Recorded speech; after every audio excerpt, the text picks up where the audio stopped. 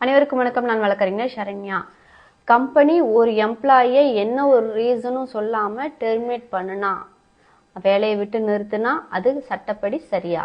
Labour லா படி ஒரு எம்ப்ளாயை வேலையை விட்டு நிறுத்தணும் அப்படின்னா அந்த கம்பெனி எம்ப்ளாய்க்கு ஒரு நோட்டீஸ் அனுப்பணும். இந்த மாதிரி நாங்கள் உங்களை டெர்மினேட் பண்ண போகிறோம், வேலையை விட்டு நிறுத்த போகிறோம் அப்படின்னு சொல்லி ஒரு நோட்டீஸ் முன்னாடியே அவங்களுக்கு அனுப்பியிருக்கணும். இல்லைன்னா நோட்டீஸ் பே கொடுக்கணும். என்ன ரீசனுக்காக ஒரு எம்ப்ளாயை டெர்மினேட் பண்ணலாம் அப்படின்னா அவங்க பண்ணுற செயல்கள் சரியா இல்லை, அவங்க ஒழுங்காக வேலை செய்யலை, இல்லை வேற ஏதாவது ஒரு தவறான காரணம் இருந்தால் மட்டும் அவங்கள வேலையை விட்டு டெர்மினேட் பண்ணலாம்.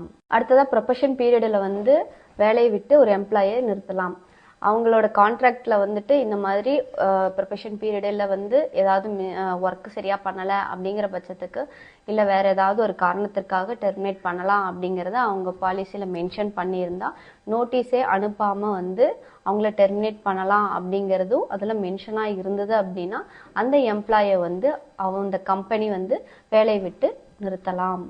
எந்த ஒரு ரீசனுமே இல்லாமல் அந்த கம்பெனி கான்ட்ராக்டை மீறி அவங்க உங்களை வேலையை விட்டு நிறுத்திட்டாங்க அப்படின்னா நீங்கள் லேபர் லா படி நீங்கள் கோர்ட்டில் வழக்கு தொடுத்து உங்களுக்கான வேலையை திரும்ப வாங்கிக்கலாம். இந்த வீடியோ உங்களுக்கு பயனுள்ளதாக இருக்கும்னு நினைக்கிறேன். சட்டத்தை புரிஞ்சுக்கோங்க, உங்கள் உரிமையை பாதுகாத்துக்கோங்க. நன்றி, வணக்கம்.